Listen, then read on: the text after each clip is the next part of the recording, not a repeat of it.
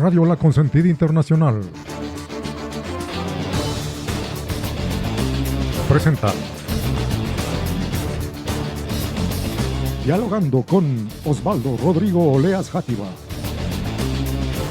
Todos los sábados de 9 a 10 de la mañana. En Radio La Consentida Internacional. El canal de Mr. Ruge.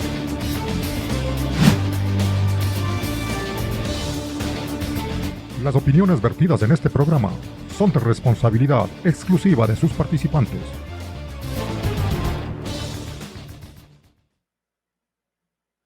Muy buenos días.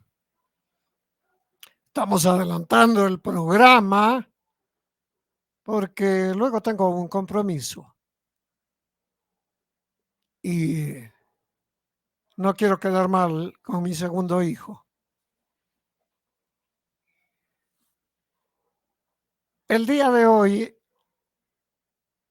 esperamos el enlace de entrevista con don Fernando Balda, que teníamos que hacerlo la semana anterior, pero se entendió mal como que era para esta fecha. En esta semana, Marco Vinicio, gerente propietario de Radio La Consentida Internacional, ha hecho el enlace con el señor Balda y vamos a tratar de ver, nos comunicamos con él al exterior y se le puede hacer una entrevista. Entonces, mientras tanto eso ocurre y Marco trata de ponerse en contacto con el señor Balda, y si se da la entrevista, hagamos un poquito de periodismo de opinión. Rodrigo Oleas Játiva te saluda, ecuatoriano y ecuatoriana que nos escuchas a través de La Consentida Internacional.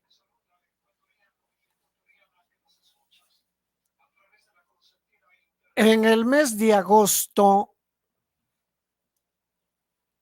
se celebraba una vez más un acontecimiento. Y ese acontecimiento era relacionado con un aniversario más del fallecimiento del gran torero Manuel Rodríguez Sánchez Manolete. El único torero que junto con Santiago Martín el Viti tenían un estilo muy personal y muy peculiar. Hace unos 8 días dicté una conferencia a unos amigos taurómacos y les hablaba sobre el estilo triangulable en la fiesta. Y les indicaba que lo triangulable del toreo tenían muy parecido Manolete el Monstruo de Córdoba y Santiago Martín el Viti, una forma más o menos homogénea y particular en el estilo clásico de las dos figuras. El uno de Linares y el otro de Salamanca. Y hasta en el físico tenían un parecido, sin ser iguales. Tenían un parecido. ¿Qué es el estilo triangulable en el toreo? La forma correcta de poner las piernas en la arena. Lo recto y el ángulo entre la una pierna y la otra. El ángulo respectivo en la distancia de la pierna derecha con la pierna izquierda. Y ahí con ese clasicismo, con esa elegancia, con esa distinción, se veía hacer un derechazo, un forzado de pecho, un cite para llevar lo eterno de la muleta en forma espléndida, larga, armoniosa, distinguida en el arte del toreo. Y eso poseían Manolete y Santiago Martín Elviti. Yo le decía a uno de los taurómacos entendidos que alguna vez entrevisté personalmente aquí en Radio La Consentida Internacional. Muy entendido el hombre, el individuo, la persona. Y le decía, y no me creía, y que se meta en el Google y vea que en los años 1946, exactamente en ese año, Manuel Rodríguez Sánchez Manolete hizo 3 faenas consecutivas en las plazas de España. Casi a días seguidos. Llegó a cortar una cantidad de 9 orejas, 4 rabos y 3 patas. Increíble, pero cierto. Porque un torero de la calidad del Monstruo de Córdoba era real para cortar ese tipo de apéndices. Y hay una particularidad en Manolete, que era torero. Si entraba al restaurante, si entraba al salón, a un cine, a un teatro, a un concierto, o caminaba en la calle, o entraba a una iglesia, porque era un hombre completamente católico, y sabían que era torero. Y es uno de los 2 toreros que en particular vestían de luces con algo asombroso en ellos, junto con Antonio Bienvenida, el mandamás de la dinastía de los Bienvenida.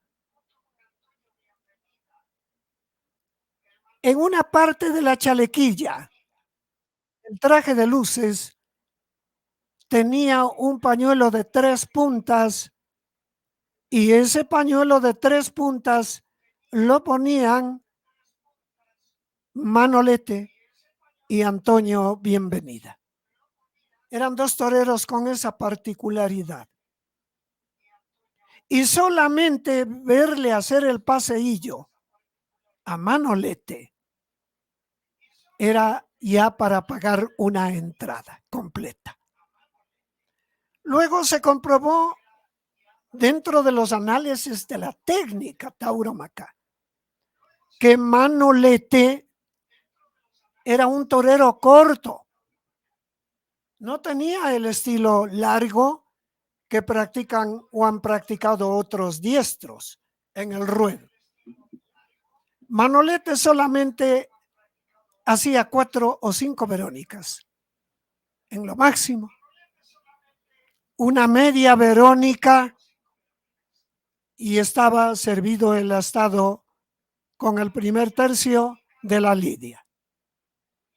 Luego de eso, el astado recibía la picada correspondiente del picador y de los subalternos las banderillas, los pares de banderillas, que es el segundo tercio. Y la lidia termina con el tercer tercio, que es la muleta.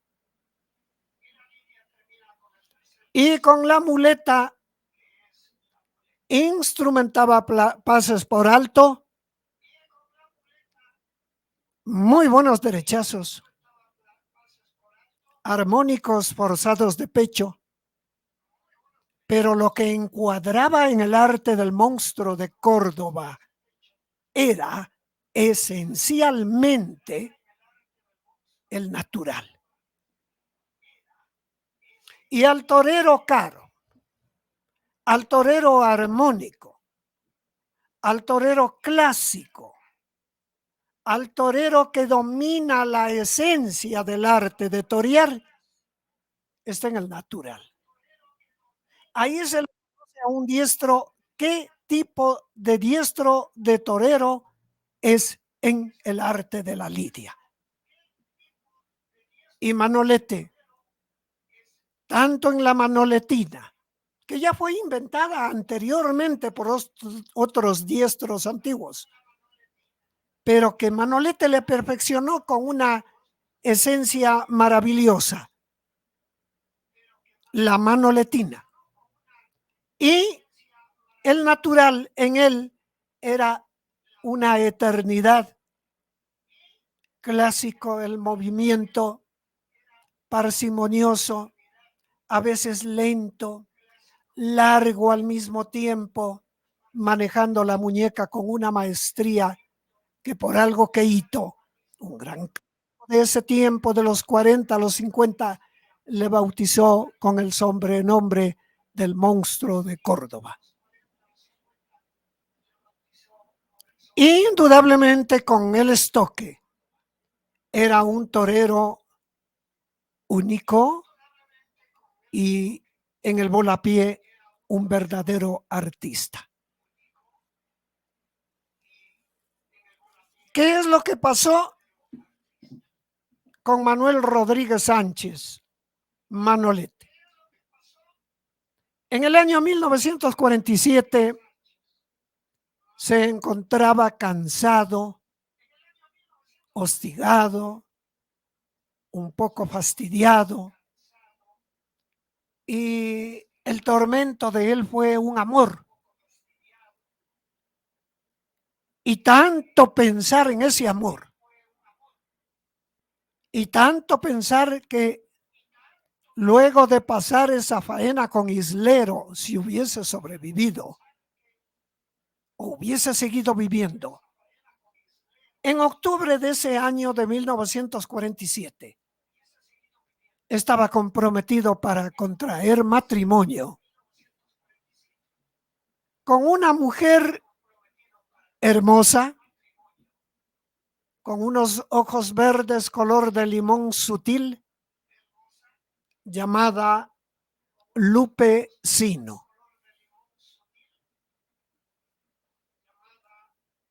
Pero hay dos campos en la mujer. La mujer que ve la billetera,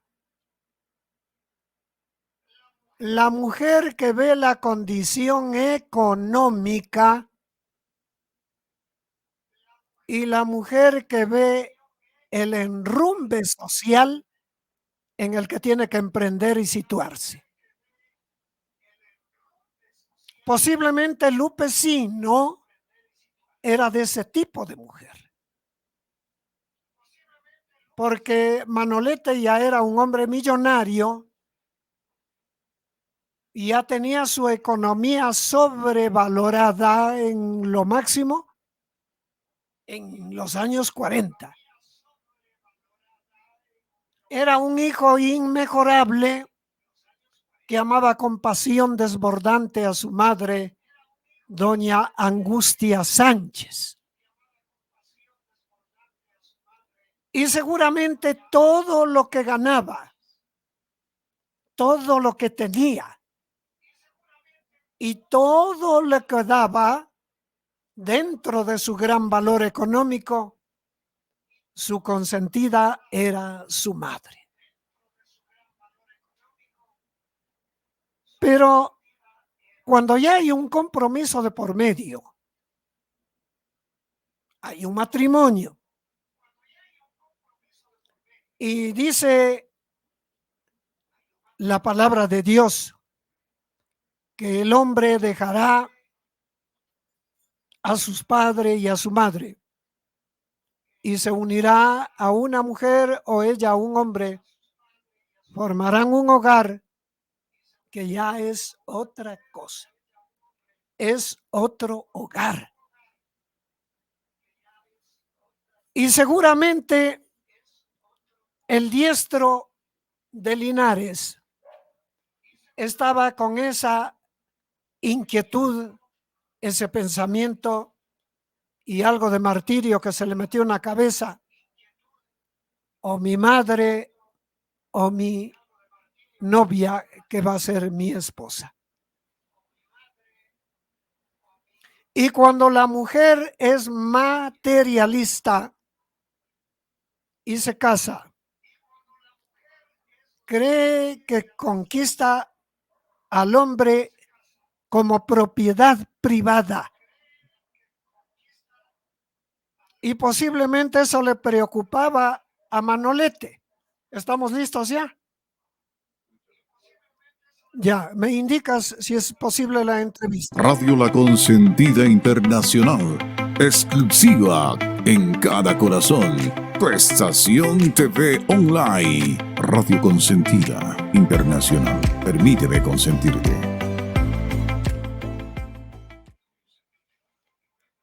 Entonces, vamos a terminar con este pequeño comentario que es un abre boca para todos ustedes ecuatorianos y ecuatorianas, porque a las 9 en punto posiblemente estamos con don Fernando Balda. Entonces, eso fue lo que Manolete le ocurrió.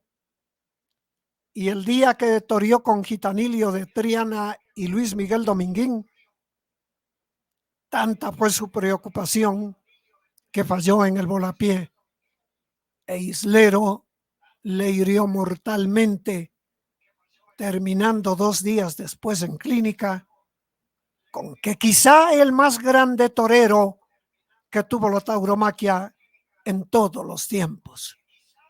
Decir de Manolete en el toreo es como hablar de Muhammad Ali o de Joe Louis en el arte del boxeo,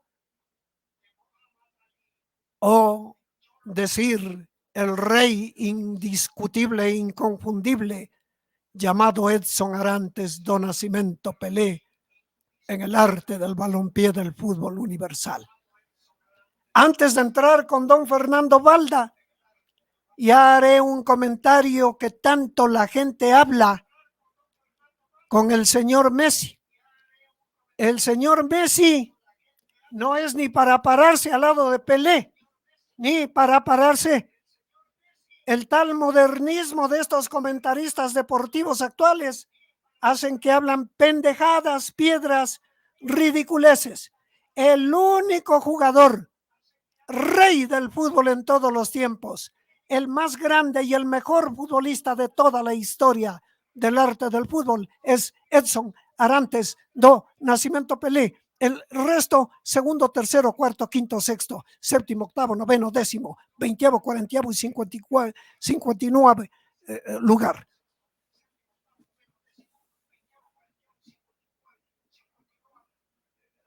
Entramos ya. Ya. Yo soy muy claro en mis comentarios. No me voy jamás por las ramas. Entro al grano directamente. Y se van a dar cuenta que si es posible la entrevista con don Fernando Balda, ¿cómo entrevisto? ¿Cómo voy a entrevistar al señor Balda? No quiero cometer lo que hacen otros entrevistadores. Yo me voy al grano, directo, porque una entrevista tiene que ser exacta, no dándose las vueltas, ni sacando cosas que no se tiene que sacar. Hay que saber ser profesional, tener técnica. y la técnica tiene que florecer en el lenguaje, en las palabras, en lo que se vierte, en lo que se pregunta, directo, profesionalmente, no empíricamente. Por eso es necesario que hoy la comunicación social sea tratada en universidades para que se acabe definitivamente el empirismo que ha gobernado a través del tiempo en la República del Ecuador. Gente que a lo mejor no ha leído ni un libro ya se dicen que son periodistas profesionales. Así nomás.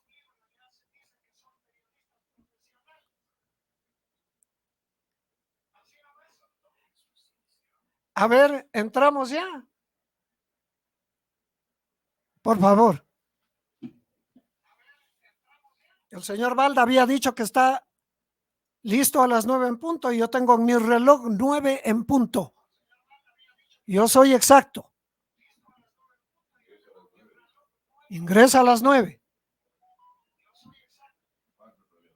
Ya. Bueno. En el tuyo falta 2 minutos. Yo ya tengo las 9 porque yo tengo con el meridiano de Greenwich HCJB, la voz de los Andes. Sí. Yo soy exacto como los alemanes. Exacto. De la Copa Sudamericana. Verás, Marco Vinicio, hubo un anormal frente al edificio donde yo vivo. ¿Qué pasó? Que salió a gritar: monos, hijos de tal y cual, por aquí, por allá, gritando como 5 minutos. Y yo le vi desde la ventana de mi departamento. Le observé. Debe haber sido hincha de Liga. Y tú sabes que entre los hinchas de Liga y los de Barcelona no se quieren, pues no se pueden ver ni en pintura. Pero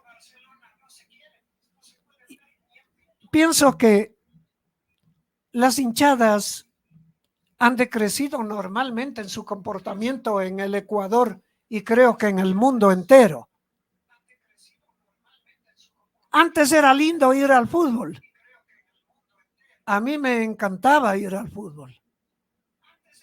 Sea que me iba a tribuna o a palco o a general, me encantaba. Pero era la gente sana, era la gente correcta. Y hasta cuando había broncas, era la gente correcta hasta para las broncas. Pero hoy son gente desalmada, fanática, enferma, torpe, ignorante y hasta estúpida. Porque ya estamos, ya, perfecto. Ya comentaremos la próxima semana de la conquista de Liga de la Sudamericana. A ver, don Fernando Balda, muy buenos días. Sé que usted está en el exterior y nos complace sobremanera y estoy muy agradecido con Patricio Jaramillo Carpio porque él me había propuesto esta interesantísima entrevista desde hace unas 3 semanas. Por fin se concretó, don Fernando Balda, en la consentida internacional Mr. Ruge. Le cuento que antes de darle la bienvenida, esta radio se escucha en el estado de Maryland, Estados Unidos, Texas, estamos en Miami, en el estado de Virginia, Washington, Estados Unidos, en Portugal, en España, en la capital de México, el Distrito Federal de México. Sea usted bienvenido para que salude a los ecuatorianos y ecuatorianas, tanto a nivel internacional y a través directo del Ecuador. Le escuchan Fernando Balda.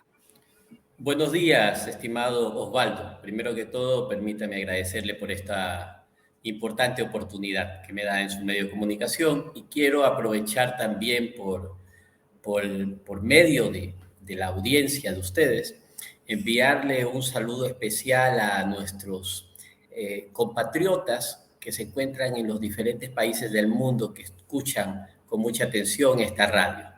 Siempre para mí será un honor poder comparecer ante ustedes, ante mis compatriotas, a través de este medio de comunicación. Aquí estoy a sus órdenes.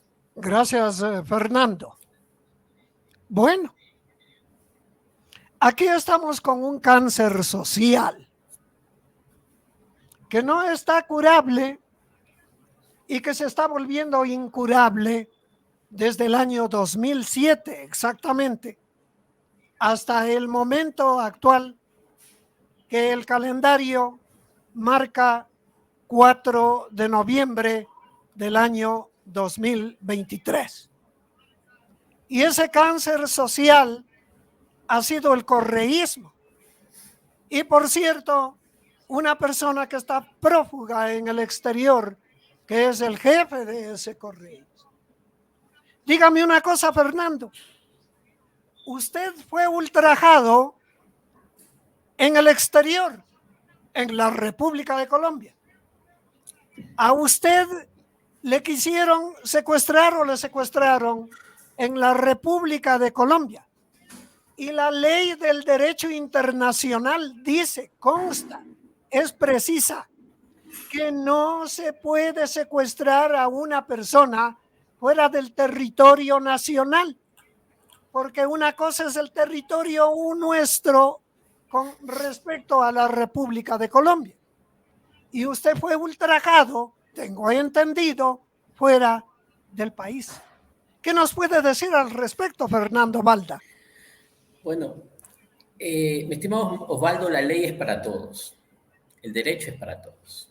No se trata porque yo sea un personaje público, porque en algún tiempo incursioné en la política, porque sea más o menos que nadie. Lo que me pasó a mí no debe ocurrirle a ningún ecuatoriano y a ningún ciudadano del mundo. Los ecuatorianos no podemos permitir que quien se encuentre en el poder, gozando de ese poder y de los grandes recursos que tiene el Estado, utilice ese poder y esos recursos para enviar una misión de espías, de criminales, de instituciones del Ecuador, que eran de los servicios secretos de inteligencia del país, a otro país para buscar perseguir a un opositor por sus opiniones políticas y porque denunció graves actos de corrupción de su gobierno. Y el objetivo de esta incursión en Colombia no era precisamente para irme a llevar un saludo del mandatario, sino para secuestrarme y acabar con mi vida. A mí me secuestraron el 13 de agosto del año 2012. Estuve secuestrado más de una hora, casi una hora y media, y fui rescatado por la policía de Bogotá, por la unidad antisecuestro, que allá se llama Gaula, así como en Ecuador se llama UNACE, en Bogotá se llama Gaula. Cuando fui rescatado y fueron capturados algunos de los secuestradores en el acto de rescate, empezó una historia que en principio no se podía creer, porque era impresionante escuchar a los secuestradores confesando ante el fiscal de Colombia que habían sido contratados por un grupo de agentes de inteligencia de la policía ecuatoriana que les habían dicho que venían enviados por el presidente de la República. Y por eso contaban con el presupuesto, el dinero y todo lo que se gastaron para el secuestro. En ese momento, cuando fui rescatado, Osvaldo, y yo lo comuniqué en mis redes sociales, que en ese momento las redes no tenían tanta penetración como tienen ahora, y lo denuncié ante algunos medios de comunicación, sabes que nadie me creía, por decirlo de alguna forma, o muy pocos me creían. Y yo creo que con eso me siento identificado con tantas víctimas de injusticias y de impunidad en todo el país, en todo el Ecuador y en todo el mundo, ¿no? Porque esa es una etapa en la que pasamos las víctimas, que al principio no nos creen. Y eso hace que la justicia tarde en llegar y que pasemos mucho tiempo más sufriendo y padeciendo las consecuencias de la impunidad, que tiene muchos colaterales, muchísimos colaterales. Y más aún en casos como el mío, cuando soy un personaje público. Mira que tuvo que pasar 7 años, Osvaldo, 7 años, para que al fin un fiscal general del Ecuador decida llamarme a reconocer firme y rúbrica de mi denuncia, que no era porque se me habían robado una gallina, que no era porque se me habían llevado el celular en la calle, era porque se había cometido un delito transnacional de secuestro agravado con intención de muerte en otro país y había sido ordenado desde el Ecuador. Pero eso fue en el año 2017, finales de 2017, que se me llamó a reconocer firme y rúbrica. Y es que tal vez yo quiero justificar lo injustificable, pero digo, tal vez no me creían por las características tan asombrosas que tenía este secuestro. De decir que habían viajado 3 departamentos de inteligencia a Colombia, de decir que habían rentado vehículos de alta gama, que se habían hospedado en los mejores hoteles de Colombia, en el Sheraton, en el Capital, que habían contratado a los secuestradores en un pueblo que se llama Puerto Tejada, que es un pueblo donde normalmente en Colombia se contratan sicarios, secuestradores, etcétera, que habían llevado a los secuestradores en avión por vuelo de Avianca desde Cali hasta Bogotá, que habían llevado a los secuestradores de compra, de shopping, a centros comerciales, a comprarse ropa, trajes, porque tenían que estar bien vestidos en el momento de secuestrarme, porque si luego cuando me llevaban en el vehículo los paraba una redada y me iban a llevar drogado, tenían que decir que eran mis guardaespaldas y habían contratado una mujer a la que la habían llevado a comprar ropa a Estudio F, la habían llevado luego a una peluquería de lujo para que se haga el cabello y ella tenía que decir que era mi esposa y que yo iba borracho. Por eso cuando me secuestran, la imagen que yo vi a mi alrededor era tan irreal, Osvaldo.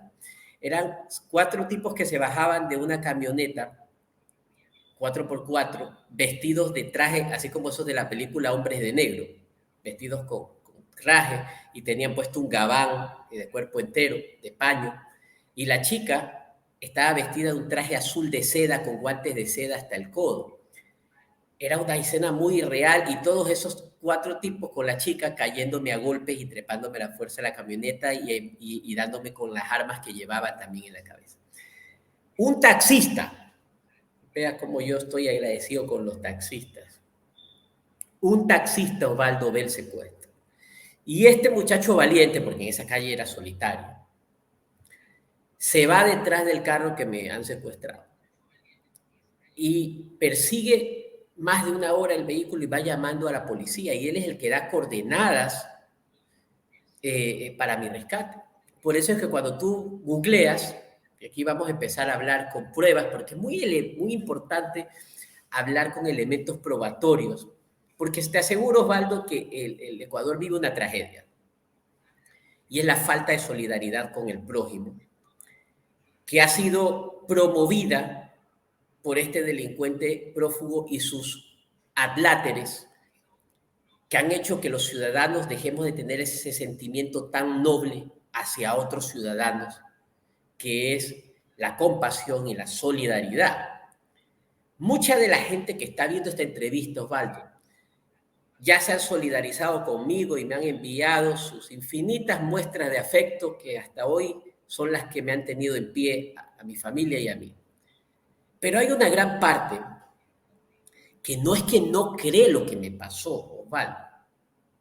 No es que no cree, sino que está diciendo, bien hecho que le hayan hecho esto a este balda, oligarca, a este enviado de la derecha, a este discípulo de fulano, a este financiado por la CIA.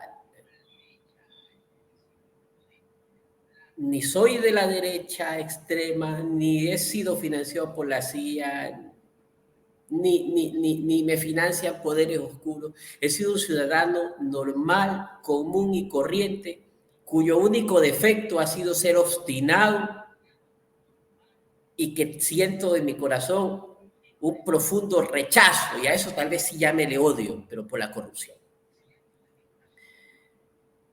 Pero a esta gente de mi pueblo, lo que los criminales, como no tienen argumentos probatorios, como tienen órdenes de prisión dictadas por la Corte Nacional, como tienen sentencias condenatorias, como hay abundante prueba, que ya voy a hablar de esas pruebas, lo que tienen que decirle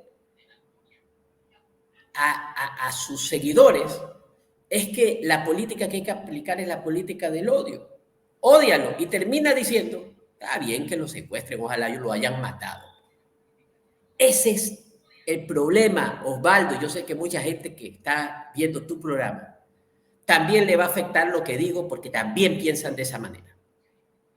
Pero hay que empezar a decirlo, porque es que los ciudadanos de bien no podemos callar ante el odio.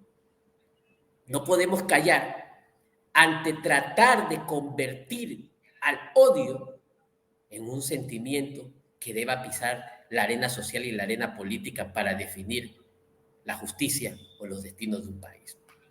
Vuelvo a los hechos, Osvaldo. Fernando,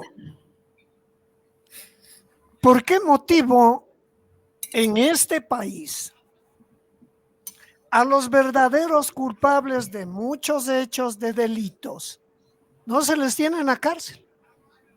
Pero yo pienso, por ejemplo, que al señor prófugo sería premiarle poniendo en una cárcel del Ecuador.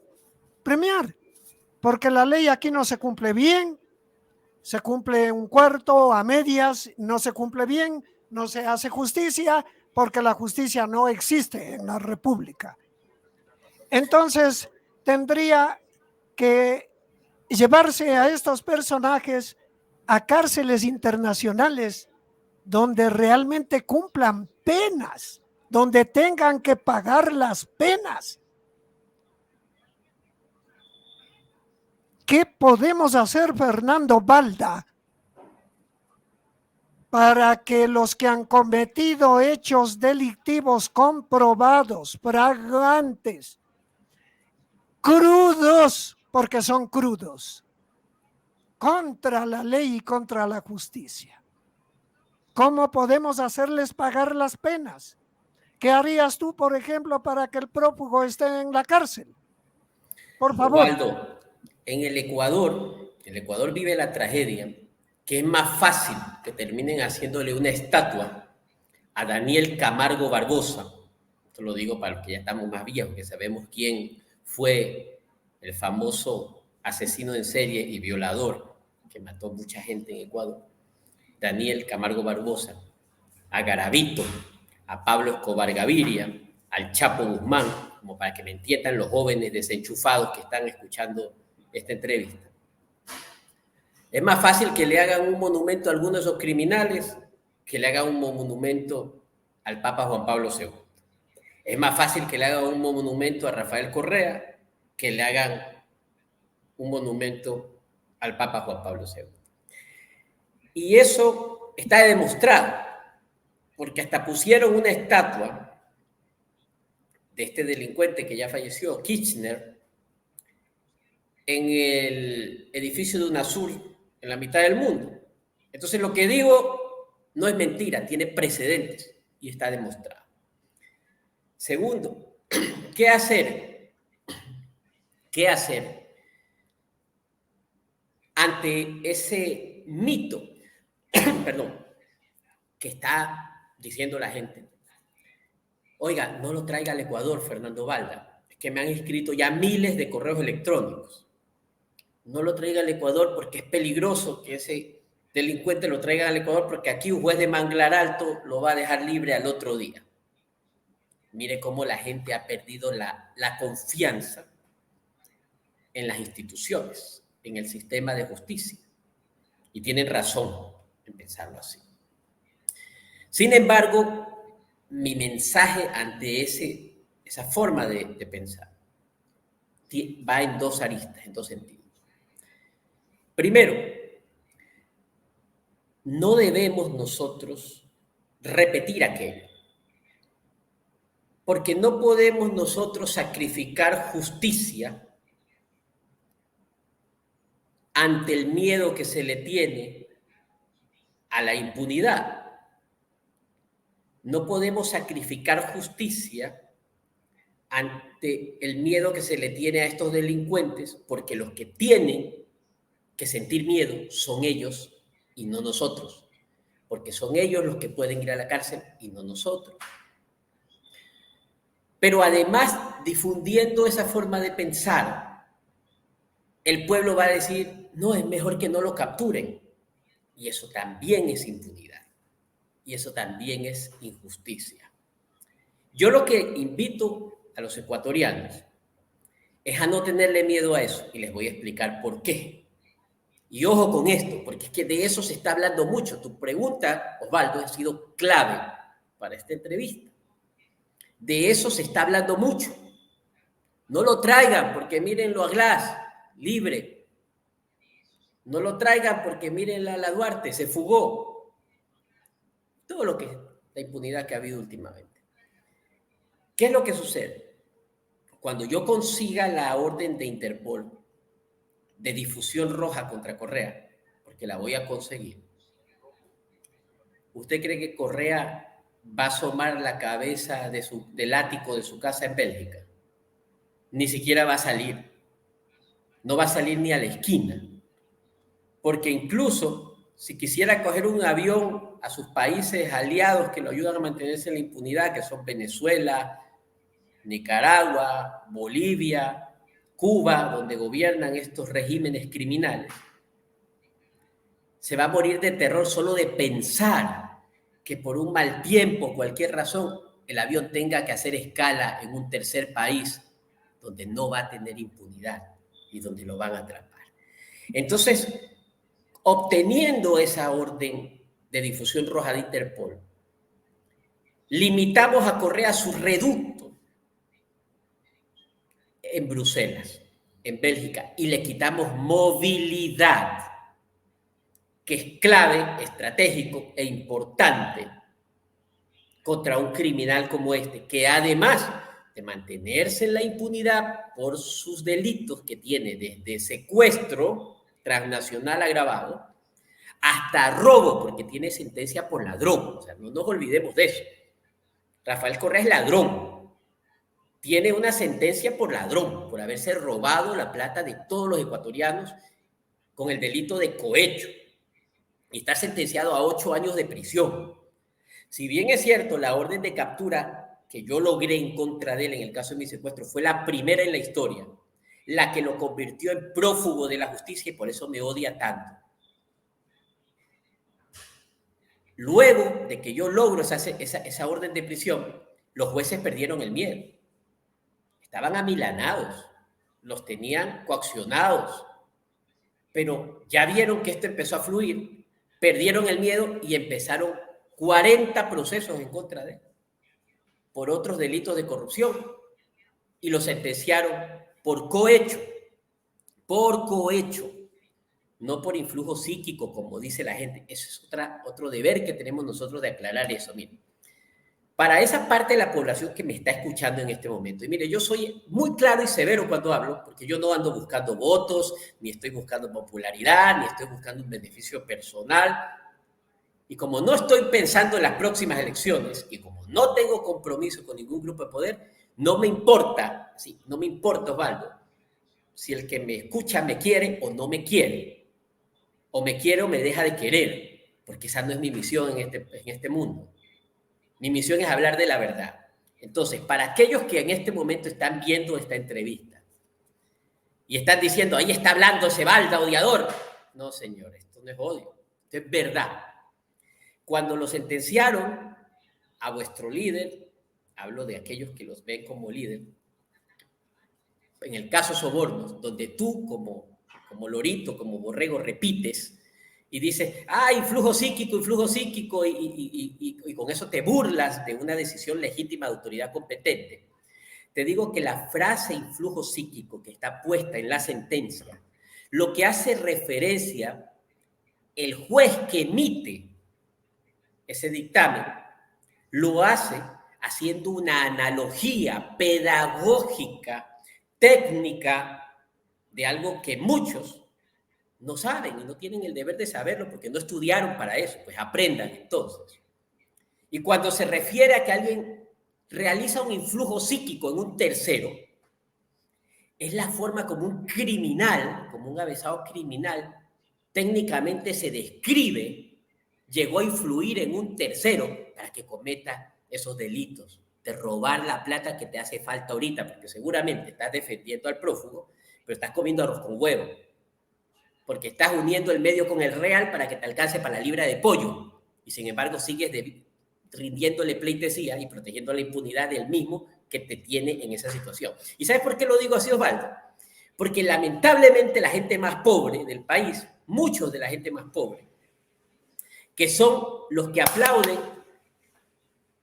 a estos delincuentes, su situación económica no ha cambiado en décadas.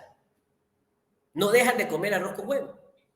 No dejan de tener un piso donde no tienen ni baldosas, no tienen ni tablas, tienen fundas plásticas puestas en el piso. Pero hay que hablarles severamente, pues, que tienen que saber que la única forma de salir de esa pobreza física es primero salir de la pobreza mental. Y la pobreza, y una de las cosas que contribuye a eso es no solo el aprendizaje, no solo estudiar, sino ser personas buenas. Y las personas buenas, honestas, no pueden respaldar a criminales.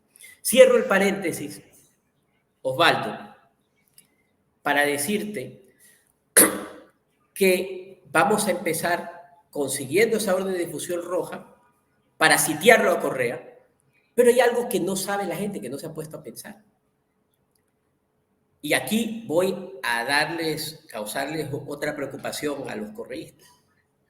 Fernando, si Fernando Balda, la persona de Fernando Balda, pudiera meter en la cárcel, no en el Ecuador, sino en los Estados Unidos, al prófugo, ¿qué móviles realizaría Fernando Balda para que el prófugo esté en una cárcel de los Estados Unidos? Pero es que no es solo en los Estados Unidos, puede ser también en la Corte de la Haya, porque Correa ha realizado un sinnúmero de violaciones a los derechos humanos. Y no se lo ha hecho porque no ha existido la voluntad política de hacerlo. Por eso es que no se lo ha hecho. Porque la gente dice, ¿y por qué no le han emitido ya la orden de Interpol? Que la han rechazado 20 veces, dicen los correístas. Mentira. No ha sido 20 veces. Ha sido apenas una vez. Y no es que la ha rechazado, porque es que recordemos algo. Interpol no es un ente juzgador. Interpol no supervisa un proceso jurídico donde ha habido una orden de prisión o ha habido una sentencia. Ellos no son jueces. Interpol es una institución que coopera con la policía de todos los países y el sistema judicial de todos los países. Pero lamentablemente, allí sí ha fallado el Estado ecuatoriano. Porque cuando solicitó el Estado ecuatoriano la solicitud de difusión roja para Correa, ¿sabe lo que hizo? Mandó un papelito así como este, solo que con letras. Diciendo, este señor está requerido, por favor ayúdenos a capturarlo. Correa el otro día fue a Interpol con sus 10 abogados, entre esos Christopher Marchand, uno de los abogados más caros del mundo, que cobra $900 la hora. Y fue con sus guardaespaldas, a los que les paga $1 millón al año. Ojo, eso está comprobado, eso hay factura de la empresa que le factura la seguridad a Correa. Y ninguno de los correístas se pregunta de dónde saca esa plata. mírate el bolsillo correísta y sabrás de dónde la saca, de dónde la sacó. Cierro el paréntesis. Entonces, él llega con sus abogados y arma el show del perseguido, del famoso lawfare, ¿verdad? Y como no ha estado Fernando Valda allí para que llegue con sus abogados y defienda con vehemencia y la verdad, los ejecutivos de los ficheros de Interpol se han dejado sorprender. Pero eso se acabó, Osvaldo. Voy con todo. Y voy con un sinnúmero de pruebas que las pueden encontrar en la página web que he creado especialmente para esto, que se llama www.capturaracorrea.com. La pueden buscar y pueden encontrarla ya. Allí entras y hay un nicho que dice las pruebas del caso Valda. Y cuando entras allí a las pruebas del caso Valda, vas a encontrar un sinnúmero de pruebas. Y entre esas están los audios con la voz del mismo prófugo Rafael Correa, en donde Correa habla con Pablo Romero, que está sentenciado también por la autoría de mi secuestro. Recordemos que Pablo Romero se declaró culpable y aceptó los cargos. Pero ¿sabe lo que dijo Pablo Romero, el ex secretario de Inteligencia? Dijo, acepto los cargos, pero en calidad de coautor, es decir, de cómplice. Y le dijo, ¿por qué, señoría, a los jueces? Porque yo no soy el autor intelectual. El autor intelectual es otro.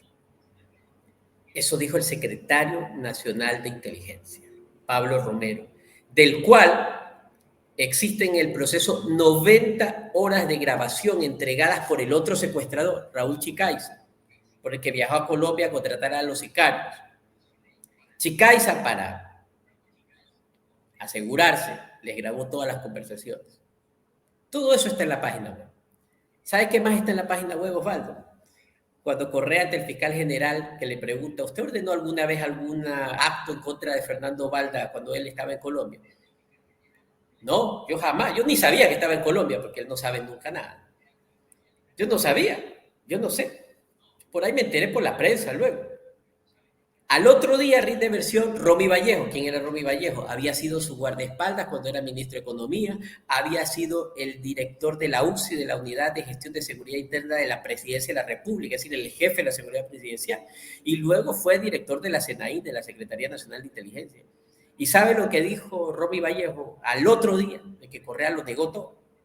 Dijo, sí, el presidente me ordenó ir a Colombia detrás de Fernando Valda, para reportarle su ubicación y decirle dónde se lo podía encontrar a Valda.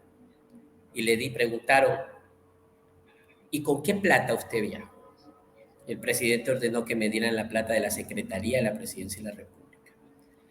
Pero como, Osvaldo, pero como cualquiera puede decir cualquier cosa de boca, ¿sabe qué hicimos? Pues si le dieron viáticos deben estar en algún lado registrado. Y se solicitó a la Presidencia y al Ministerio de Finanzas. Y ahí está, como prueba de la parte procesal. Los viáticos certificados por el Ministerio de Finanzas, que Correa ordenó se le den a Romy Vallejo y a un equipo, un escuadrón de la Secretaría de Inteligencia para ir detrás mío a Colombia. ¿Cómo puede negar eso, Osvaldo? ¿Y sabe quién firmaba los viáticos? La secretaria Rafael Correa, María Luisa Donoso. Pero es que ahí no termina todo eso. Luego, cuando nos enteramos que la inteligencia del Ecuador estaba inmersa en la operación Mi Secuestro, se ordenó desclasificar de la Secretaría de Inteligencia cualquier documento que diga Valda. Y oh sorpresa, se encontró un expediente de 500 fojas que está certificado por la Secretaría de Inteligencia y es parte procesal en donde están los detalles de toda la operación en mi contra en Colombia, que se llamó la Operación Guayacán. Y ojo con lo que voy a decir, ya te voy a decir por qué. La Operación Guayacán es el detalle de quién viajó, cómo viajó, los que fueron por tierra, los que fueron por aire, los pasajes de avión, los números telefónicos que tenían que utilizar para comunicarse, los nombres ficticios que iban a utilizar, la forma de infiltrarse en mis actividades en Colombia para secuestrar. Todo detallado. Y aquí te abro un paréntesis. Alguien dijo durante el juicio, qué brutos, ¿cómo van a haber dejado todo eso anotado por dos razones. La una, todo documento en la SENADIN, que eso era un informe para darle al jefe, para que vean que estaban trabajando pues, en sus designios criminales, ¿verdad? Y para justificar la plata que gastaron, porque mi secuestro se comprobó que llegó a costar un poco más de $500,000, entre todos los gastos que tuvieron. Luego, dijo mi abogado algo magistral en la audiencia de juzgamiento. No, señores jueces, no es que eran brutos para dejar tanta prueba. Es que eran intocables y pensaban que jamás se iba a acabar su impunidad. E hizo una brillante analogía con los juicios de Nuremberg, de Auschwitz, el juicio a Adolf Eichmann, en donde las pruebas que se expusieron en Nuremberg eran precisamente las órdenes firmadas para meter a los judíos en las cámaras de gas y asesinarlos. Y entonces dijo Felipe Rodríguez, no es que eran brutos los alemanes, es que pensaron que iban a tener impunidad por siempre, que iban a ser intocables por siempre. Eso es lo que pasó aquí. Ellos pensaron que nunca se iban a ir del poder. Por eso es que Raúl Chicaiza, el secuestrador, cuando llega a Colombia, alquila el carro en el que me secuestraron con su tarjeta de crédito y el voucher sale a nombre de Raúl Chicaiza. Pero ¿sabes por qué, Osvaldo? Nosotros llevamos un testigo técnico de Colombia, ilustrísimo, versadísimo, Ervin Hoyos Medina, un héroe que tenía Colombia, falleció lamentablemente por la pandemia de COVID. Ervin Hoyos estuvo involucrado en la liberación de 3.000 secuestrados de Colombia, 3.000 secuestrados, y realizó la investigación sobre 23.000 secuestros. Mira la experiencia en un país como Colombia, ¿no? Un periodista que había entrevistado hasta Yasser Arafat en el búnker mientras estaban bombardeando arriba. Ervin Hoyos revisó todo el caso y dijo, ¿sabe por qué dejaron tanta prueba? ¿Sabe por qué se dejaron ver el rostro los secuestradores de la víctima? ¿Sabe por qué Chicaiza no se escondió?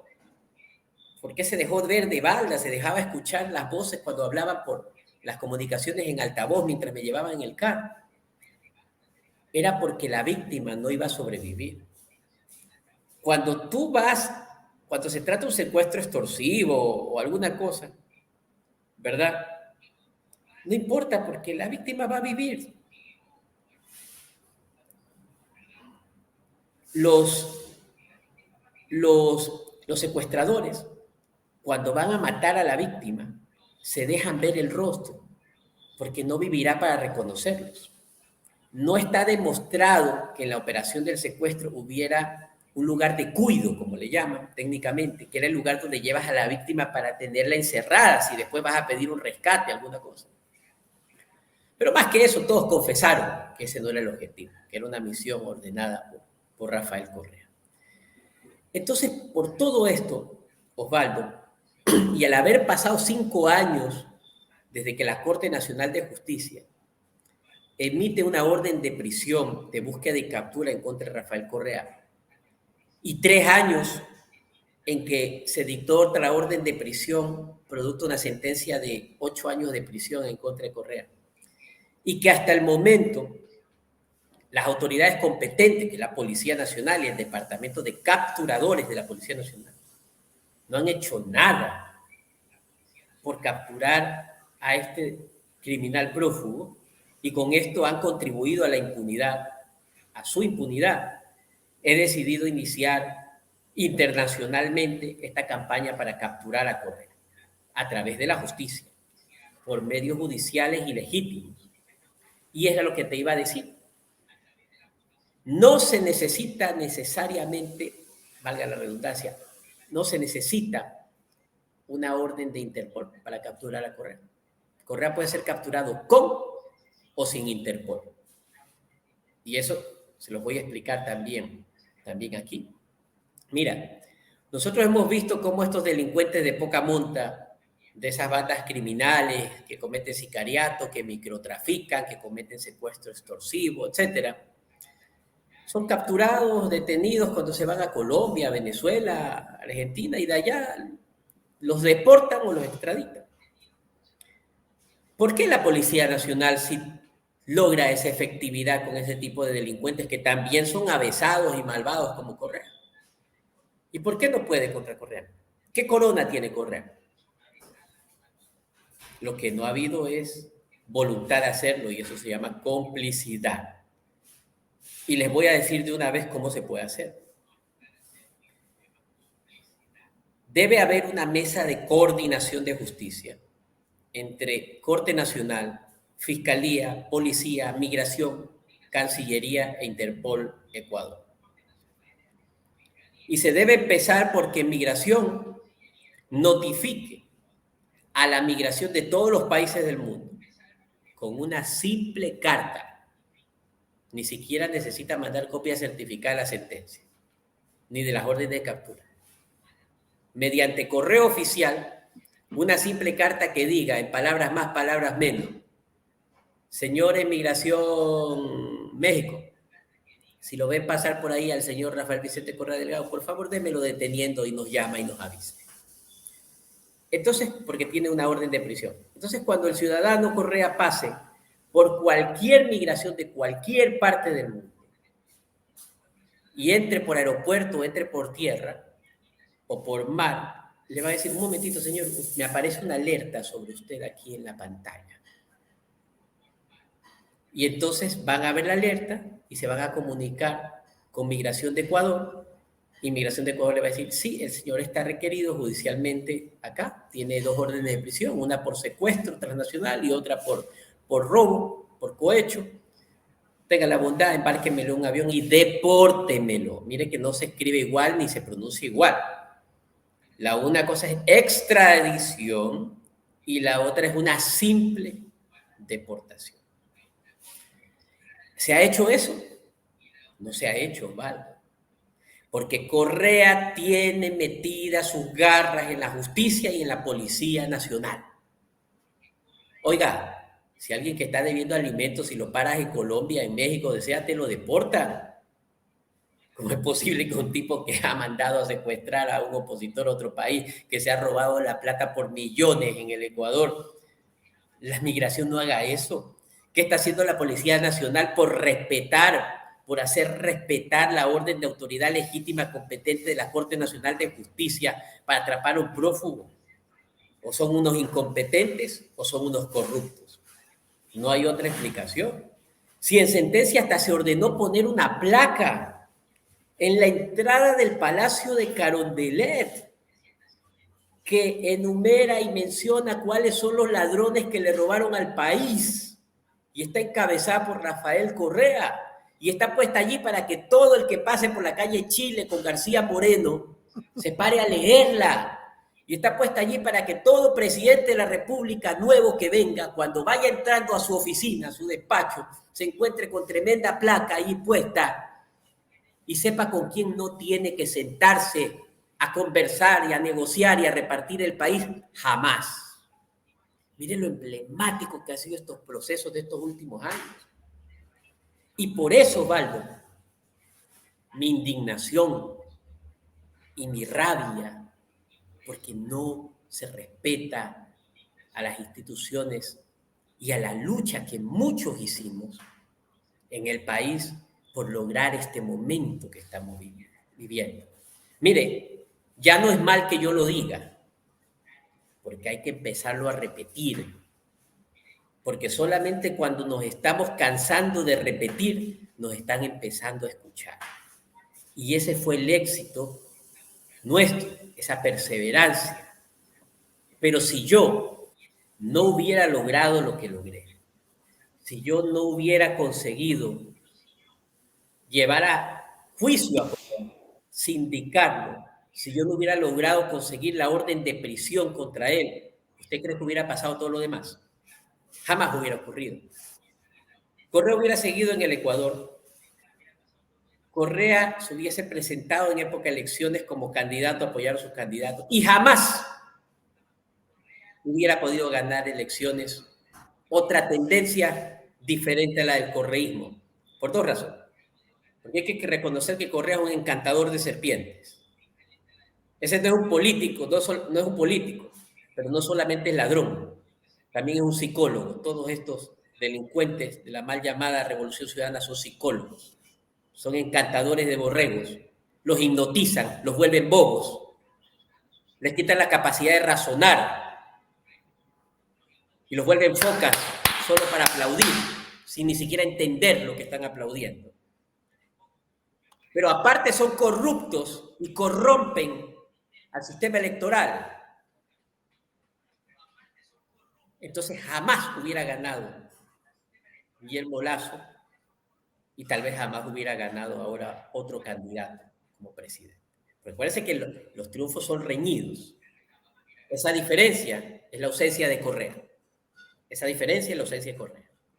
Entonces lo que nosotros hicimos, lo que yo hice, contribuyó a fortalecer la democracia en el Ecuador. Cambió la historia. Hay un antes y un después del caso Balda. Y nosotros le entregamos, entonces lo digo en primera persona, a Guillermo Lasso, un país sin Correa. Un país con Correa pisada a la cabeza. Él tenía que llegar a cortarla. Pero su incompetencia política nos llevó a otro mal momento, a otro peor momento. Y la corrupción también que hubo en su gobierno, a otro peor momento. Por eso es que le he dicho, y de forma importantísima, al presidente electo Daniel Noboa, importante, Daniel, que te mires en el espejo de Guillermo Lasso. Porque lo mismo que le hicieron a él, van a intentar contigo. Pactar la impunidad, que la confesó Lasso. Lasso lo dijo públicamente y me lo dijo a mí. Me pidieron tumbar el caso Balda y el caso Sobornos a cambio de que me dejen gobernar. Daniel Noboa, ¿te lo están pidiendo? Obvio que también se lo están pidiendo.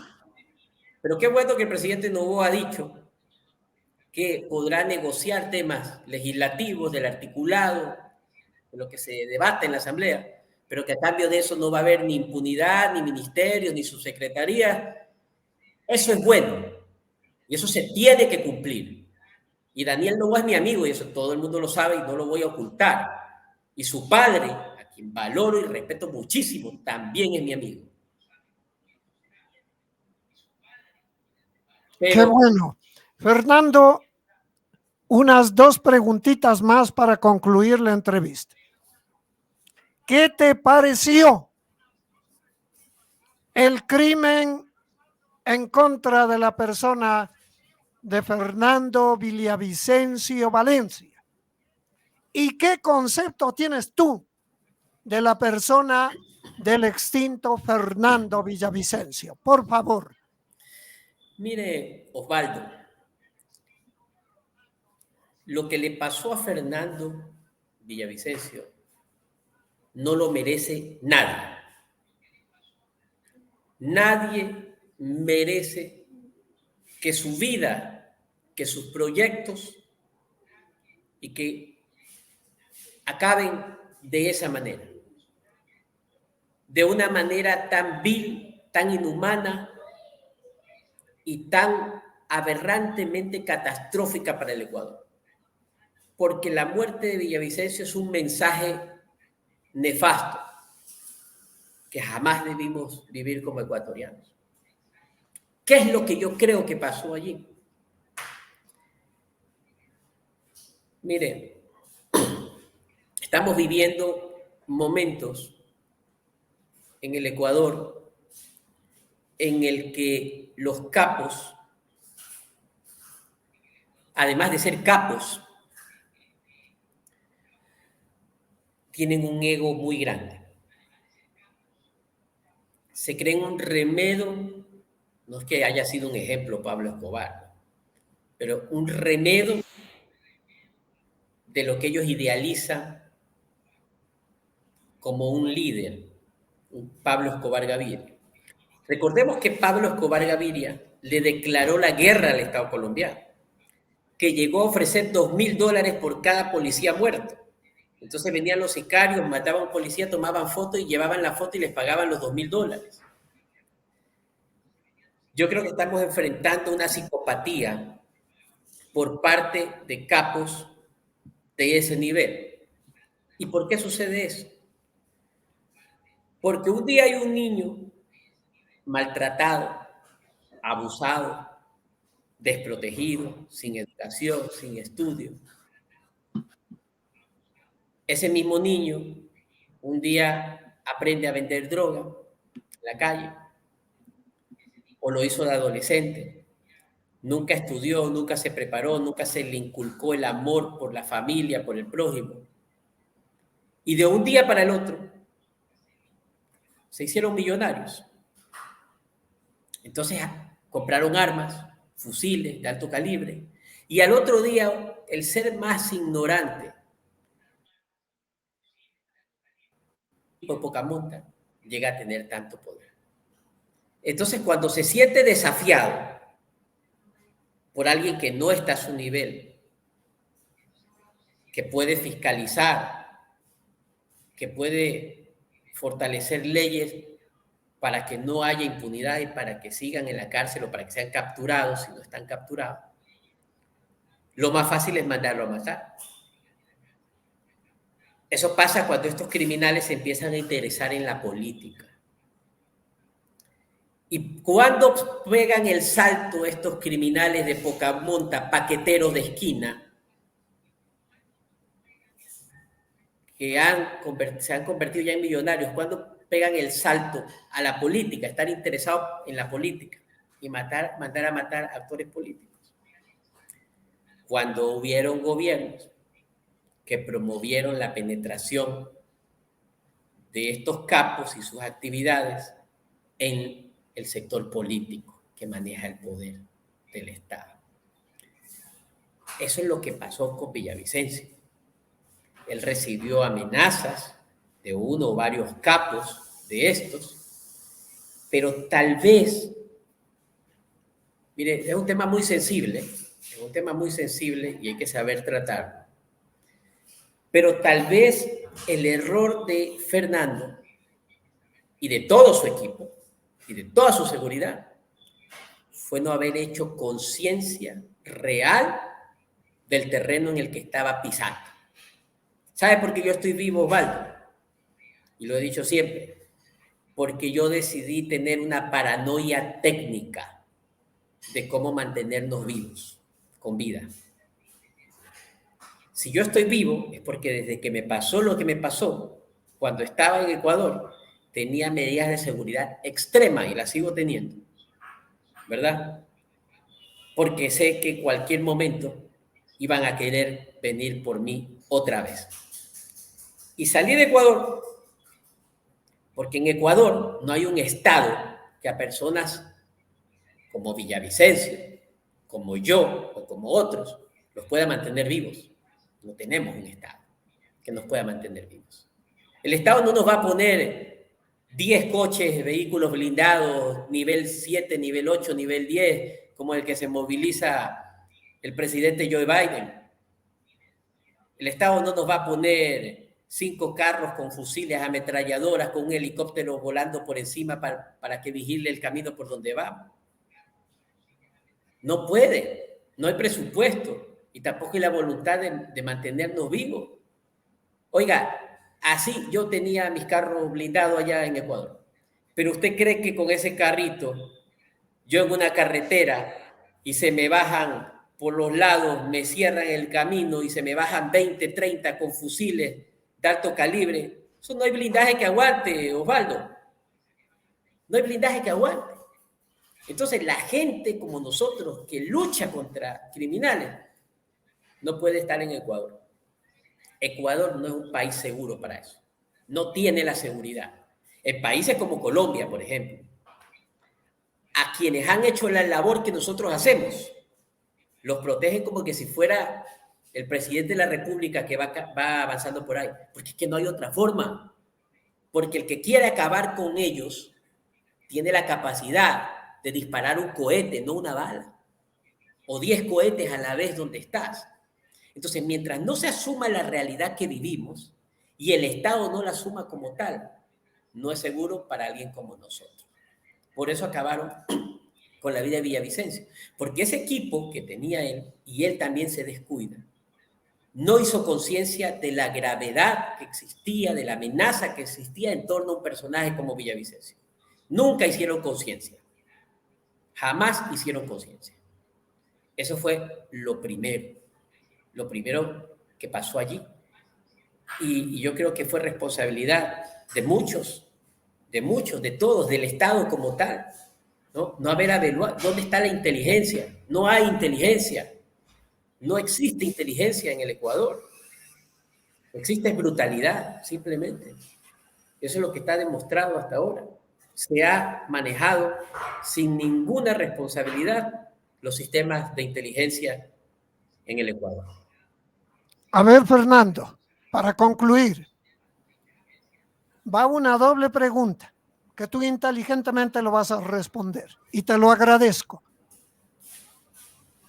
¿Qué recomendaciones le puedes dar a Daniel Noboa Asín para que pueda gobernar bien el país en el año y medio que le va a tocar gobernar? Y hazme una pequeña comparación entre los regímenes de Lenín Moreno con Guillermo Lasso Mendoza. Te agradezco mucho por tu intervención, muy valiosa, porque la gente está contenta, satisfecha de que tú hayas dicho todo lo que tienes que decir, mi estimado Fernando Balda, y un saludo desde la distancia, un abrazo y será hasta pronto en otra intervención. Que esta no sea la primera ni la última, que si podemos continuar con otro tipo de entrevistas contigo, lo vamos a seguir haciendo, Fernando Balda. Muchas gracias, Osvaldo. Mira, a mí me han dicho lacista, leninista, correísta. Recuerdo pues que apoyé a Rafael Correa en sus inicios, cosa que hizo 75% de los ecuatorianos. En esa época no era pecado. Pero cuando se desvió del camino, fui el primero que dijo, oye, para eso no te apoyamos, que te conviertas en un dictador totalitario.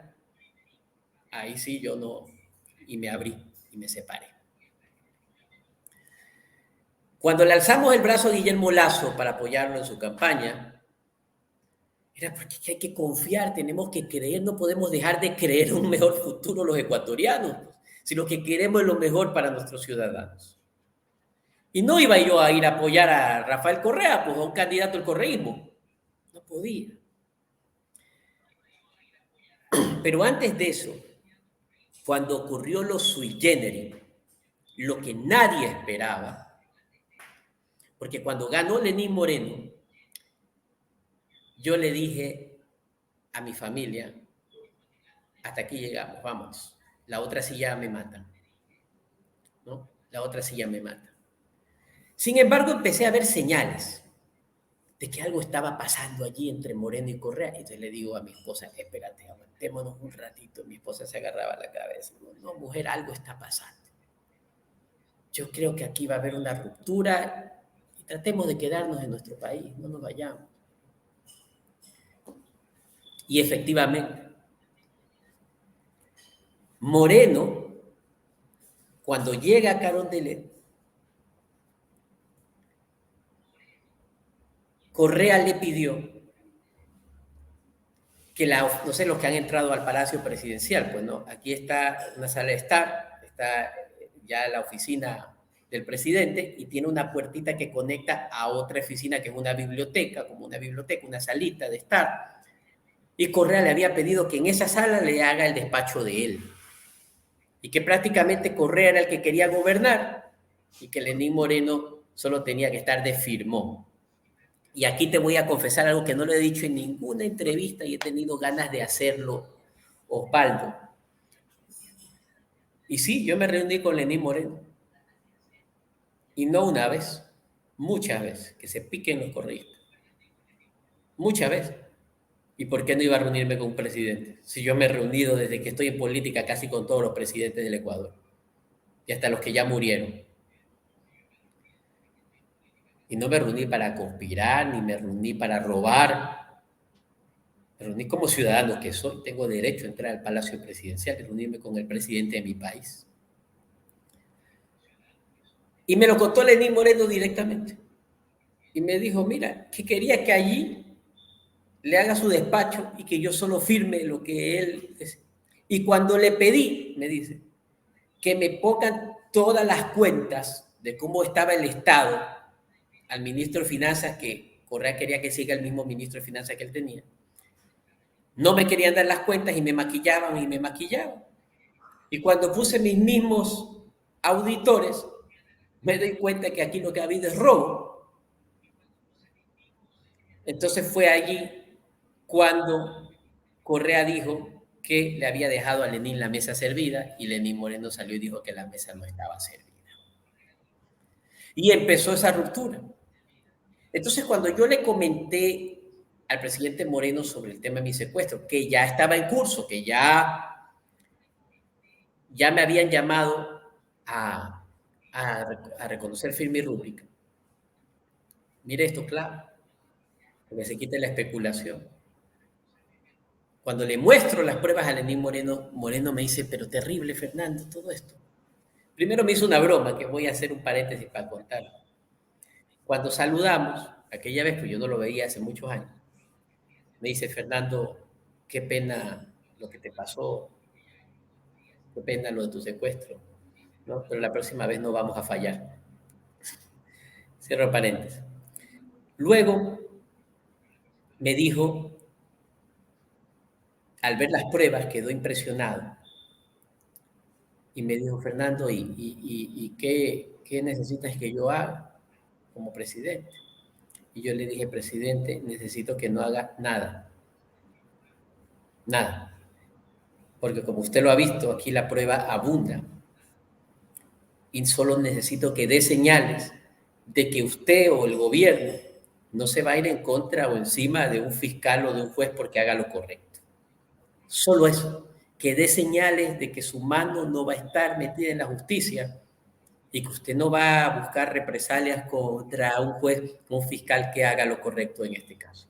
Es lo único que necesita. Usted lo ha dicho, aquí hay demasiada prueba. Y así fue. Y Lenín Moreno lo demostró. Lenín Moreno le tocó enfrentar pandemia, le tocó enfrentar la conspiración de Correa para incendiar el país de la mano con algunos incendiarios y terroristas. Le tocó una desarticulación del correísmo dentro de sus filas y saber jugar y equilibrar para sostenerse en el poder. Y le tocó durísimo y se pudo sostener. Y terminó sus 4 años, ¿no? Yo creo que esa posición que tomó Moreno también nos dejó un saldo político positivo. Político positivo. No estoy hablando de administración, sino que estoy hablando de que de Moreno se convirtió en un gobierno de transición para lo que podía venir después y caminar a continuar con otros temas. Háblese de producción, de economía, de salud, etc. Y luego vino Lasso. Y el problema de Lasso, y esta es una lección que nos queda a todos los ecuatorianos, el problema de Lasso es que Lasso no es político. Y aunque otros dicen, es que es bueno que no sea un político el que llega al poder. Carajo, ¿cómo va a ser política si no es político? Perdón la palabra. ¿Cómo va a arreglarte los zapatos si no es zapatero? ¿Cómo te va a hacer la basta el pantalón si no es una costurera o costurero? O sea, entiéndelo.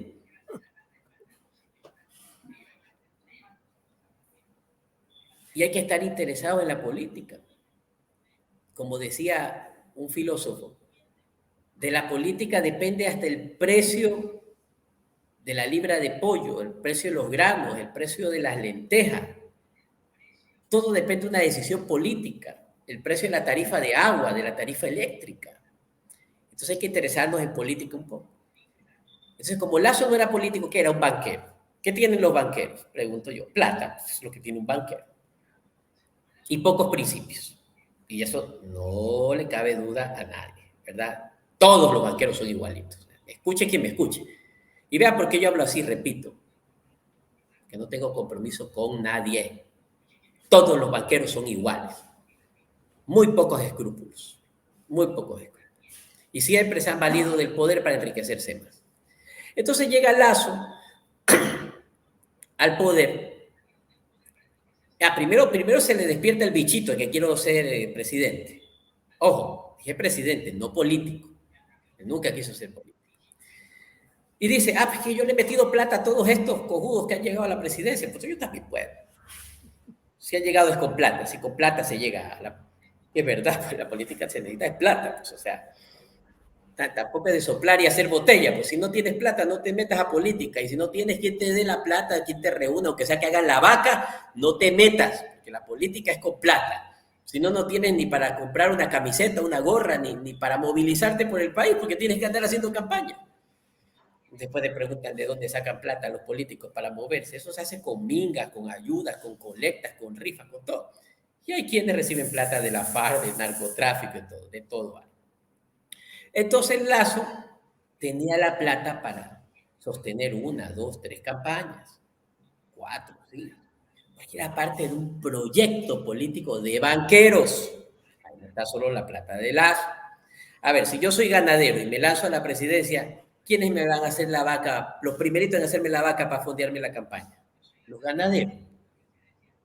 Y si soy banquero, ¿quiénes son los primeros que me van a hacer la vaca para fondear mi campaña? Los banqueros. Entonces ellos tenían un timing y un plan que tenía muchas aristas. Y esas aristas tenían mucho que ver con medios de comunicación, con periodistas, con activistas y gente a la que financiaban para ir marcando una línea de opinión de que el que tiene que gobernar ahora es Lasso. Y muchos se metieron en la cabeza que hay que apoyarle a Lasso porque es el que tiene la plata para sostenerse, es el único que tiene la plata para sostenerse frente al terror, al correísmo, 1, 2, 3 campañas. Bueno, eso sí era cierto. Y cada cosa que había una buena causa, Lasso se la ponía en la boca y la transmitía. Que las víctimas del correísmo, que esto, que lo otro. Pero hubo algo malo allí. Que cuando querían otros líderes surgir, esos líderes que no venían de la burguesía, de la banca, de la oligarquía, esos líderes que vienen del pueblo, de los movimientos sociales, de las organizaciones, que alzan su cabeza, que levantan la voz, que andan más sacrificados, porque esos sí no tienen para comprarse zapatos nuevos a cada rato y andan caminando por las ciudades, haciendo sus campañas. Entonces opacaban a esos y los atacaban, parte de esa misma estrategia, con la misma plata, financiado en redes sociales, campañas de desprestigio, porque no había que dejar que asome la cabeza, que surja otros liderazgos, porque nos perjudica el proyecto donde ya invertimos en una campaña, en una segunda. Entonces, si aparecía por ahí un cualquiera, llámese quien se llame, un Fernando Balda, un Villavicencio, el que sea. No los dejes crecer, no los dejes crecer porque esto. En mi caso, cuando quise ser candidato, hasta me eliminaron el movimiento. Entonces, eso hacían con el poder, jugaban con el correísmo. Pero lo malo de lo malo, era que se volvió un tongo entre Lasso y el correísmo. O gobiernas tú, o gobierno yo. Uno de los dos. Si ganas tú, yo cogobierno contigo. Y si gano yo cogobierno contigo. Y eso lo descubrimos y eso lo denuncié primerito que todos. Y nadie me creía. Volvió el Pepito. Ahí viene el lobo. Nadie me creía. Y ahí está. 10 días antes de posesionarse Guillermo Lasso, sale el inefable Francisco Jiménez, que luego fue su ministro de gobierno, a decir, sí, estamos analizando la sentencia del caso Balda y el caso Soborno, porque yo soy un jurista y yo tengo que ver la legalidad de eso, porque hay que mandar una comisión de la verdad, porque aquí se pueden haber violado esto. Ya estaba el pacto consumado. Salió otra vez Balda a gritar, viene el pacto por impunidad. Nadie me creía. Luego lo confesaron del mismo Nebot y el mismo Correa, que se había dado el pacto en la casa de Henry Crawford. ¿Lo recordamos? Sí, lo recordamos. Eso está clarísimo, eso fue historia. Y eso es lo que pasó con Guillermo Lasso, que traicionó 2 veces. Traicionó al pueblo que votó por él, que le dijo no pactes con el correísmo, y luego se vio obligado a romper el pacto porque se descubrió, y ahora había traicionado 2 veces. Al pueblo que votó por él y al correísmo, que luego se juntó con el nebotsismo y se juraron, ¿no? Y se juraron destituirlo del poder y lo llevaron al juicio político, por lo que tuvo que convocar a la muerte cruzada para no salir por la puerta de atrás, sino salir por la puerta de adelante, no por la grande, ¿verdad? Y entonces sucedió lo que sucedió y hoy tenemos nuevo presidente. Ese es el resumen de nuestra historia. Una recomendación, Fernando, para Daniel Noboa Assim, para que pueda gobernar bien el año y medio, que es muy corto, que le va a dar terminando al pan aguado, como le llamo yo, a Guillermo Lasso Mendoza, porque es un pan aguado, definitivamente. A ver, ¿qué recomendación le das, Fernando Balda, a Daniel Noboa Assim para que no caiga en las mismas redes del banquero? Bien. Daniel, te conozco hace muchos años, conozco tu familia, sé del hogar que vienes, conozco a tu padre, conozco muy bien los principios de tu padre y sé que Álvaro Noboa Pontón detesta de manera radical toda la corrupción y la impunidad que representa el correo. Y sé que la ha inculcado en ti. Sé que el momento que tienes por delante en este momento es el momento más delicado que puede tener un político en sus manos. Pero asimismo está en tus manos tomar decisiones. Que este cargo no te quede grande. Pienso que puedes hacerlo, pero tienes que hacerlo sabiendo que tienes enfrente 2 caminos, 2 opciones.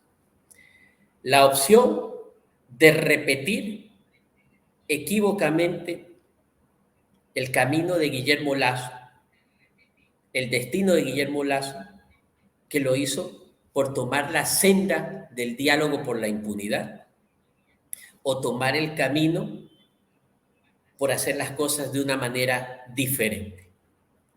En este momento, el Ecuador necesita 2 cosas: el reconocimiento del presidente y la consecuencia del presidente con el pasado que lo llevó hoy al poder, que es un pasado de lucha anticorrupción del correísmo y todo tipo de corrupción. Y segundo, necesita un presidente que tome las mejores decisiones. Y tienes varios temas emergentes que no pueden esperar un solo día. El primero es la seguridad. El segundo es el empleo para los ecuatorianos.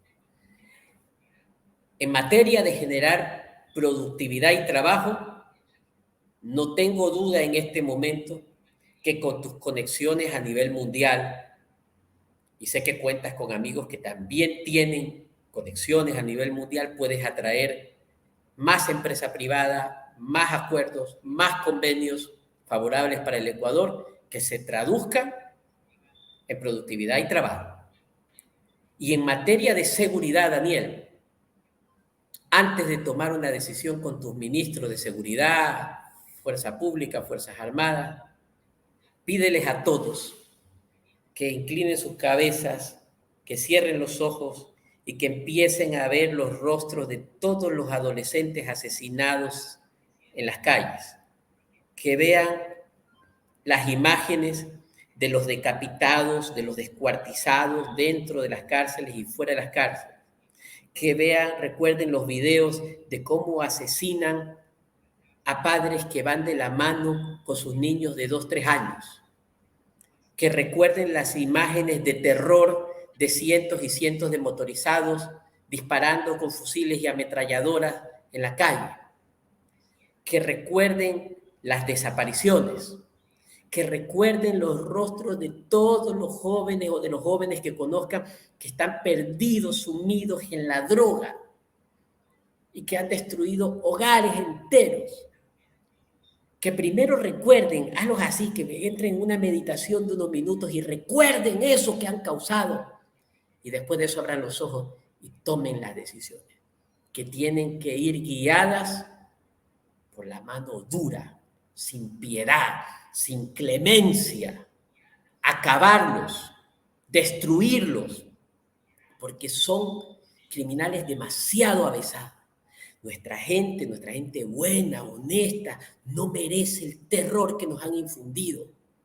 Tiene que sentir que la fuerza pública, que el ejército, que las fuerzas armadas está decidido a aplastarlos, a acabarlos sin piedad, cueste lo que cueste.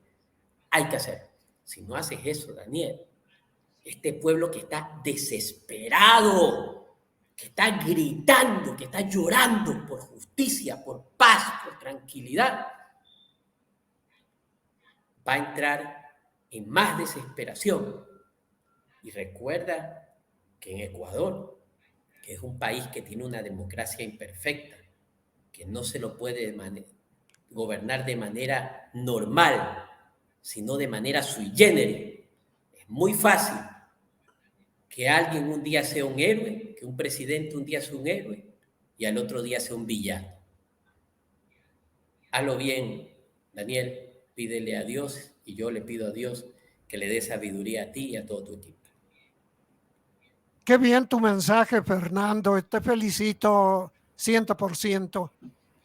Luego de despedirme contigo, quiero que escuches la ley de Singapur, que siempre la tenemos aquí grabado.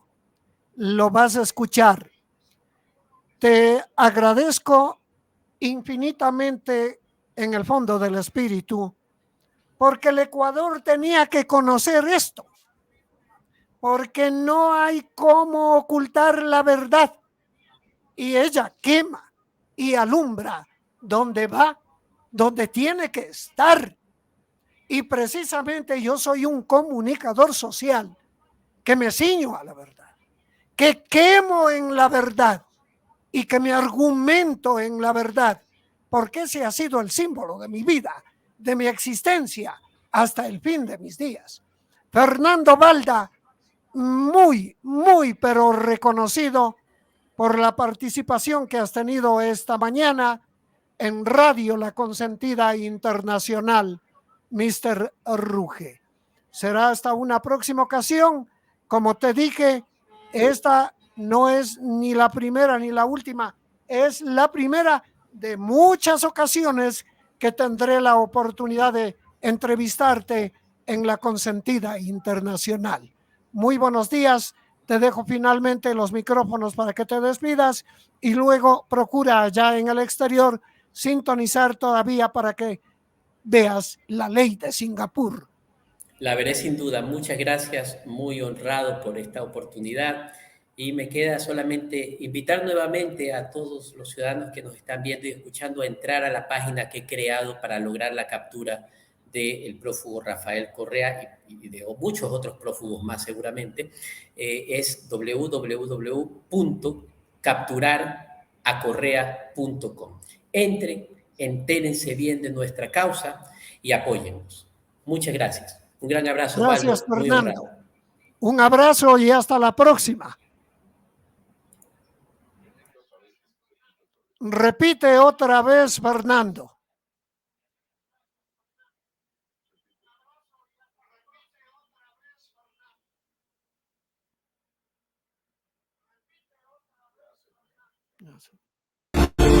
Según un estudio de la Unidad de Inteligencia Económica, este país es el que produce más millonarios y es el más costoso para vivir. En menos de 50 años pasó de ser una isla pobre a ser el cuarto país más rico del mundo. Le llaman la perla de Asia y allí fusilan a los corruptos. Este es Singapur, el imperio de la ley. La primera gran medida de Singapur fue acabar con los corruptos. Lee Kuan Yew, a quien se le conoce como el padre de Singapur, dijo: si de verdad queremos salir adelante, antes de invertir en educación o infraestructura, debemos fumigar a los corruptos. Hay que estar listos para enviar a la cárcel, si fuese necesario, a nuestra propia familia. Robes lo que robes, bien sea una aguja o $1.000.000, te ibas preso. Pero al ver que la cárcel no era suficiente, pues los funcionarios públicos seguían robando, el líder de Singapur dijo: los enviamos a la cárcel, los mantenemos con el dinero del pueblo, pero no aprenden. Se acabó la fiesta. Ellos nos roban el futuro. Por eso ahora nuestro deber no es enviarlos a prisión, sino al cementerio. Desde aquel entonces se aplica la pena de muerte. Se estableció que serían ejecutados los que, al incurrir en la corrupción, hubieran ocasionado la muerte de otra persona, o los que desfalcaran los presupuestos para temas especialmente sensibles, como hospitales, escuelas públicas o ayuda alimenticia para los pobres. Ministros, militares y jueces que figuraban entre los mafiosos de alto vuelo fueron ahorcados o fusilados, al igual que los civiles que participaron en los mismos hechos. En otras palabras, corruptos y corruptores, todos recibían la pena máxima. Para Singapur, la educación es desarrollo. Hace medio siglo, Singapur vivía en la pobreza y parecía sin futuro porque no cuentan con recursos naturales. Tras dejar atrás el dominio británico y lograr la independencia de Malasia en 1965, Singapur se convirtió en un estado autónomo, liderado por Lee Kuan Yew, a quien se le conoce como el padre de Singapur. Lee Kuan Yew, líder que ocupó el cargo de primer ministro por más de 30 años, es el que condujo a su país hacia los tiempos de crecimiento.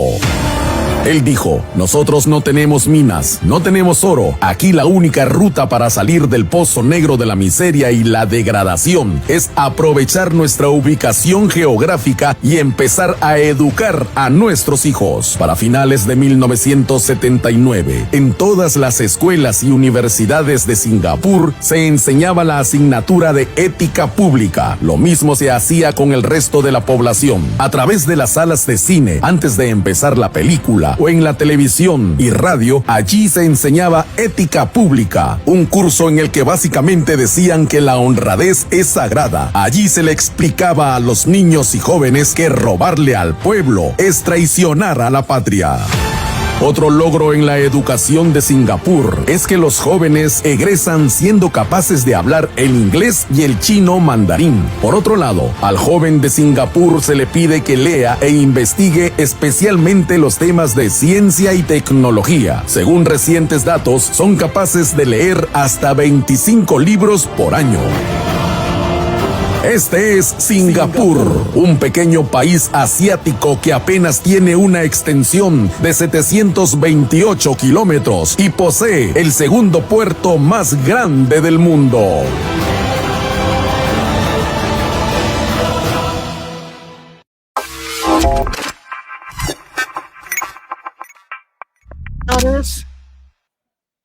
Para nosotros en la Consentida Internacional es algo muy especial en este sábado, 4 de noviembre del año 2023.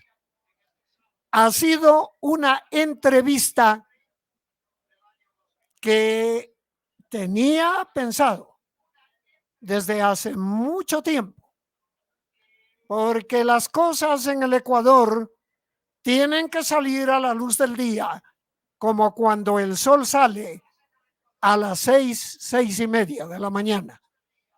El sol no oculta nada. El sol se presenta con su luz bienhechora para alumbrar la bendita naturaleza del creador del universo.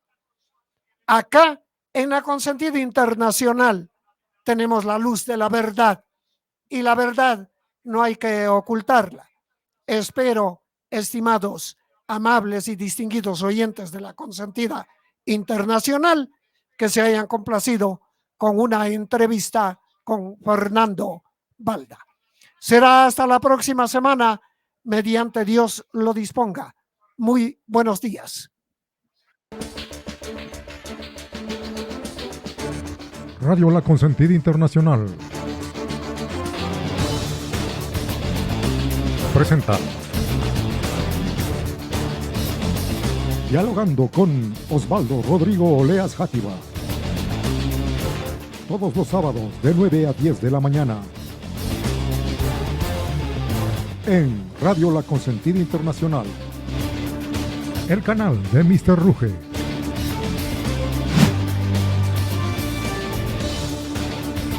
Las opiniones vertidas en este programa son de responsabilidad exclusiva de sus participantes. La Consentida Internacional, exclusiva en Cada Corazón, tu estación TV online, Radio Consentida Internacional. Permíteme consentirte.